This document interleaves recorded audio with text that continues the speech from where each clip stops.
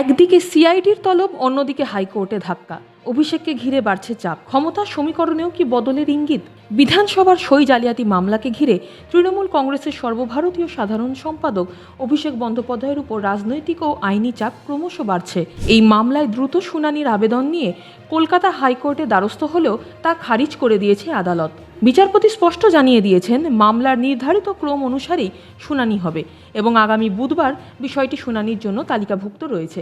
এরই মধ্যে সোমবার তাকে হাজিরার নোটিশ পাঠিয়েছে সিআইডি। সই জালিয়াতি মামলায় তলবের মুখে পড়ার পর আইনি সুরক্ষার আশায় দ্রুত শুনানির আবেদন করেছিলেন অভিষেক বন্দ্যোপাধ্যায়, কিন্তু আদালত সেই আবেদন গ্রহণ করেনি।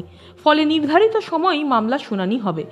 অন্যদিকে তদন্তকারীরা অভিযোগের বিভিন্ন দিক খতিয়ে দেখতে অভিষেককে জিজ্ঞাসাবাদের জন্য ডেকেছেন। এতেই শেষ নয়, শিক্ষক নিয়োগ দুর্নীতি মামলায় আগামী 15ই জুন অভিষেক বন্দ্যোপাধ্যায়কে তলব করেছে ইডি। ফলে এক সপ্তাহের মধ্যে তাকে দুটি গুরুত্বপূর্ণ তদন্তকারী সংস্থার মুখোমুখি হতে হচ্ছে। রাজনৈতিক মহলের একাংশের মতে দীর্ঘদিন পর এমন পরিস্থিতির মুখে পড়লেন তৃণমূলের সেকেন্ড ইন কমান্ড। এই আবহেই তৃণমূলের অন্তরে নতুন করে শুরু হয়েছে রাজনৈতিক জল্পনা। সাম্প্রতিক সাংগঠনিক পুনর্গঠনে দলের বিভিন্ন গুরুত্বপূর্ণ দায়িত্ব একাধিক নেতার মধ্যে ভাগ করে দেওয়া হয়েছে। দীর্ঘদিন দলের সাংগঠনিক ও নির্বাচনী কৌশলের অন্যতম প্রধান মুখ ছিলেন অভিষেক বন্দ্যোপাধ্যায়, কিন্তু এখন অনেক ক্ষেত্রেই দায়িত্ব ভাগ করে দেওয়ার প্রবণতা দেখা যাচ্ছে। ফলে রাজনৈতিক মহলের একাংশের প্রশ্ন এখন, মমতা বন্দ্যোপাধ্যায় কি ধীরে ধীরে ক্ষমতার ভারসাম্যে পরিবর্তন আনছেন? তবে তৃণমূলের একাংশ মনে করছে বিষয়টিকে অভিষেকের প্রতি অনাস্থা হিসেবে দেখার কোনো কারণ নেই, বরং ক্ষমতা ও সাংগঠনিক দায়িত্ব বিকেন্দ্রীয়করণের মাধ্যমে দলকে আরও শক্তিশালী করতেই এই পদক্ষেপ নেওয়া হয়েছে। যদিও বিরোধীদের দাবি, একাধিক তদন্ত, আদালত কেন্দ্রিক মামলা এবং রাজনৈতিক বিতর্কের জেরে অভিষেককে ঘিরে দলের অন্দরে অস্বস্তি তৈরি হয়েছে। সাম্প্রতিক সময়ে দলীয় পুনর্গঠন নিয়েও যথেষ্ট আলোচনা হয়েছে।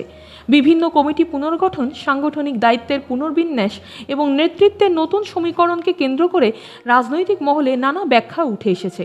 সেই কারণেই এখন প্রশ্ন উঠছে, অভিষেক বন্দ্যোপাধ্যায়ের রাজনৈতিক গুরুত্ব কি আগের মতোই অটুট রয়েছে, নাকি দল ভবিষ্যতের জন্য বিকল্প নেতৃত্বের কাঠামো তৈরি করছে? তবে এখনও পর্যন্ত মমতা বন্দ্যোপাধ্যায় বা তৃণমূল কংগ্রেসের তরফে এমন কোনো বক্তব্য সামনে আসেনি, যা থেকে বলা যেতে পারে অভিষেকের উপর আস্থা কমে গিয়েছে। বরং প্রকাশ্যে দলীয় নেতৃত্ব বারবার তাকে গুরুত্বপূর্ণ নেতা হিসেবেই তুলে ধরেছে। সব মিলিয়ে আগামী কয়েকদিন অভিষেক বন্দ্যোপাধ্যায়ের রাজনৈতিক ভবিষ্যৎ এবং তৃণমূলের অভ্যন্তরীণ সমীকরণ দুই দিক থেকেই যথেষ্ট গুরুত্বপূর্ণ হতে চলেছে। একদিকে সিআইডির জিজ্ঞাসাবাদ, অন্যদিকে হাইকোর্টে শুনানি এবং তার কিছুদিন পরেই ইডির তলব। এই ধারাবাহিক ঘটনা প্রবাহের মধ্যেই নতুন করে আলোচনায় উঠে এসেছে মমতা অভিষেক সমীকরণ এবং তৃণমূলের ভবিষ্যৎ নেতৃত্বের প্রশ্ন। দেখতে থাকুন।